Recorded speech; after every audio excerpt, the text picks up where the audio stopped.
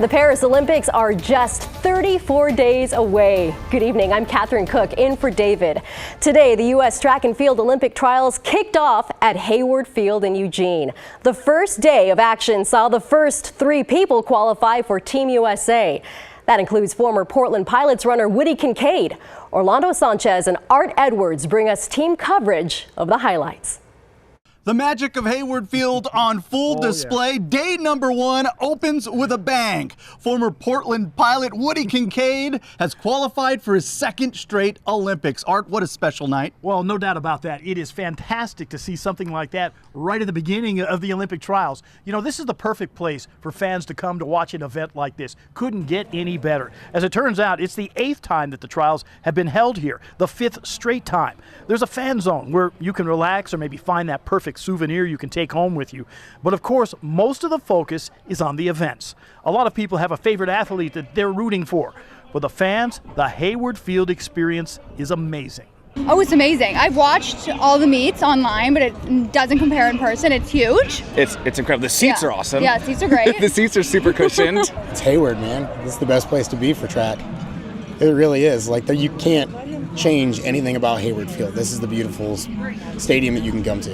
It's hot, but it's been really fun to watch. The fans got to see some amazing performances today. And some of the biggest roars from that crowd came on the final race of the day. The men's 10,000 meter finals, former University of Portland star Woody Kincaid does it again. He's going to Paris. Coming back from a hip injury, the nerves were flowing, and Kincaid battled to a 2nd place finish with a time of 27 minutes, 50 seconds, qualifying for his 2nd straight Olympics. Every year, there's just a new challenge, and this one was like, okay, I got hurt in April, and now it's like, can I make a team? Coming off cross training and pulling it together, and it's satisfying in a different way. The pride of Boring, Oregon, Ryan Krauser is chasing history, an unprecedented 3rd straight gold medal in the shot put.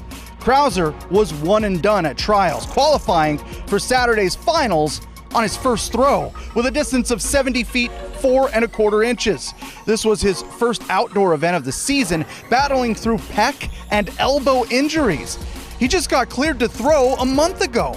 Krauser on his game plan here at trials.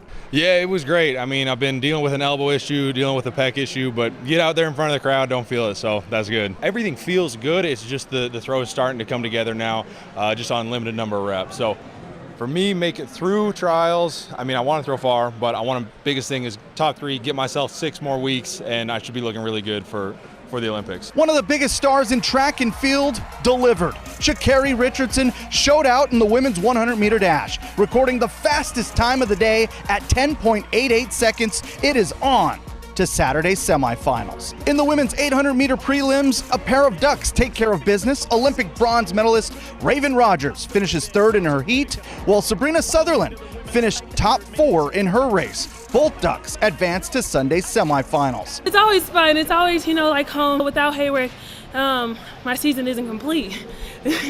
So I'm just blessed to be able to keep competing, and I'm so excited for what's to come. There was a flock of ducks in the opening round of the men's 1,500 meters, paced by Cole Hawker's time of 3:34.54. A total of 5 current or former ducks qualified for Saturday's semifinals. Well, this was absolutely tremendous today. I can't wait to see what's going to go on the rest of the trials. And Art, we are just getting started. 9 more days of action here at Eugene, and we have you covered right here on KGW.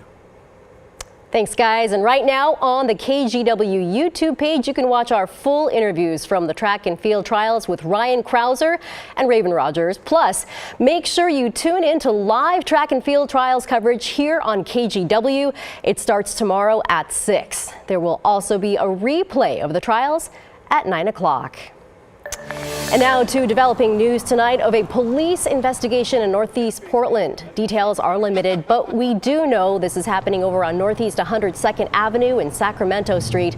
That's just a few blocks north of the Gateway Shopping Center. Right now, roads are closed between Sacramento and Thompson. Police say a man was taken to the hospital with serious injuries.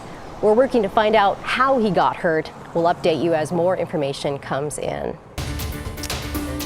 And now to the man charged in a triple homicide near a North Portland park. 18-year-old Omar Mohammed Osman is accused of killing 3 people, including 2 teens, in broad daylight. He made his first court appearance today. Blair Best was at the Justice Center for his arraignment. Your Honor, the first man is going to be page 28, line 1, last to Osman. Friday afternoon inside the Justice Center, 18-year-old Omar Mohammed Osman made his first court appearance. He is one of 3 suspects accused of shooting and killing 3 people, including 2 high school students, in a North Portland neighborhood back in 2023. Police are still searching for the other 2 suspects, as family of the victims in court Friday saw Osman for the first time. Our hearts are broken. Our families are broken. The 3 victims were 17-year-old Eskender Tamra, 19-year-old Babu Daoudi, and 20-year-old Patrick Johnson. Johnson was Althea Sales's grandson. This would have been his 22nd birthday. I had every intention to be nasty, but my God won't let me. The chain that I wear with ashes around my Patrick's neck won't let me. But I stand here today to let you know, young man, you have a future and a promise if you let God use you. It's not over for you. You should never have done it. Osman was indicted last month on multiple charges, including 6 counts of first-degree murder and 4 counts of second-degree murder. He pleaded not guilty in court Friday. This was more than a year of incredible investigative work, and that work culminated in an indictment. Previously, Osman had been held at the Marion County Youth Correctional Facility on other unrelated charges. Seeing him behind bars brought relief to the North Portsmouth neighborhood where the shooting happened, a community that's still on the mend. It was just a really solemn type of scary thing for me and my children. It's about time. Kind of made me feel better. And why? Why? It doesn't make any sense. And whatever has to happen to restore order, to restore peace and justice, I beg the court to make sure that happens. Now again, police are still searching for the other 2 suspects, and they ask anyone with information to give them a call. Osman is due back in court at the end of next month. Blair Best, KGW News. Now to an update on a shooting involving Vancouver police. Investigators say the suspect was carrying a toy gun when a Vancouver police officer shot and killed him near the Vancouver waterfront. Clark County Sheriff's investigators say earlier this month, 43-year-old Vadim Sashenko pointed a toy cap gun at officers. It was modified to look real. It didn't have an orange tip. Officer Brandon Riddell shot and killed Sashenko. The shooting remains under investigation. Let's get you caught up now on tonight's other headlines. Portland police are looking for the person responsible for a deadly attack in Northwest Portland. On June 12th, officers responded to an assault near Northwest 19th and Everett. There they found 51-year-old Omar Burnett badly injured. He was hospitalized but died 2 days later. If you know anything, you're asked to contact Portland police. The former Medford nurse accused of swapping out patients' prescribed fentanyl for tap water is out of custody after posting bail. Last week, a judge set Danny Schofield's bail at $4 million. She needed to post 10% of that to get released. Court documents say a $400,000 wire transfer was received on Tuesday. Schofield faces 44 counts of second-degree assault involving patients at Asante Road Regional Medical Center. She pleaded not guilty and is due back in court Monday. And in Washington County, a man was sentenced to 15 months in prison for a bias crime at a Hillsborough Mac station. The Washington County DA's office says last May, Giovanni Barcenas Ortiz pulled a knife and threatened to kill a TriMet worker after being asked to get off his scooter. They say Barcenas Ortiz made derogatory comments toward the worker based on his Asian descent. He pleaded guilty to second-degree bias crime and unlawful use of a weapon. New tonight, a closer look at how Portland police are addressing human trafficking in the city. Yesterday, officers arrested a half-dozen suspects during a mission on 82nd Avenue. Alma McCarty joins us now with how they did it. Alma. Well, Catherine, this isn't a new problem, especially on 82nd Avenue. PPB says it's been a hotspot for decades. By dedicating investigators and resources, not unlike their stolen car and retail theft operations, they've seen results: firearms seized, arrests made, and victims offered help.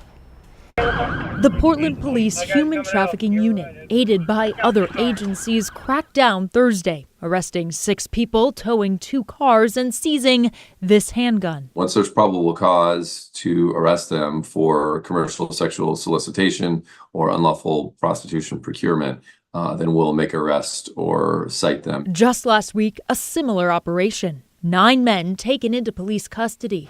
Both missions focused on 82nd Avenue. It's not just about putting people in handcuffs. We have our victim services unit.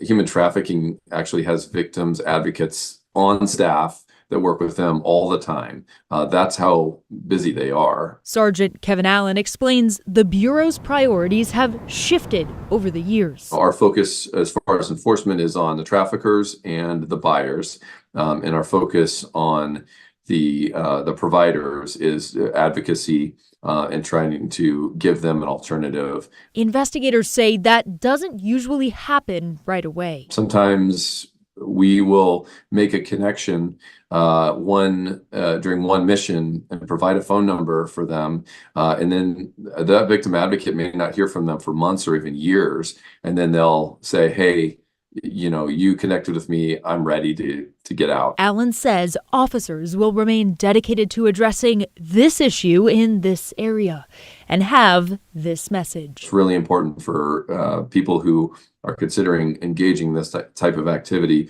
to know that the police could be on the other end of the line. Alma McCarty, KGW News.